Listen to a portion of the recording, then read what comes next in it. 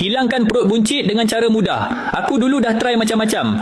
Potong nasi, tak minum air manis, senaman up setiap pagi. Tapi pelik, perut tetap keras. Rasa penuh, tegang. Nak buang air pun susah. Kadang seminggu 2 hingga 3 kali je. Kentut pun busuk. Sendawa tak henti. Rupa-rupanya bukan salah makan. Tapi usus aku penuh najis lama dan angin yang terperangkap. Tu yang buat perut ke depan, berat badan tak naik, tapi baju makin ketat. Lepas tu aku cuba jus Golitch. Herba dalam bentuk sachet yang fokus bersihkan usus dari dalam.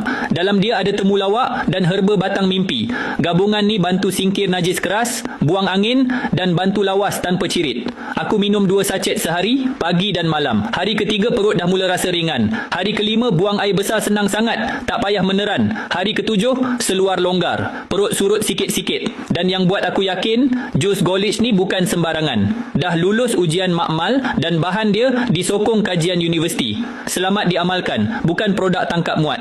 Kalau kau ada masalah perut keras, sembelit, kentut busuk, start dari usus dulu. Bila perut bersih, badan pun lega. Aku dah cuba jus Golitch. Kalau kau tengah cari jalan mudah nak kempiskan perut, ni salah satu cara paling selamat dan senang.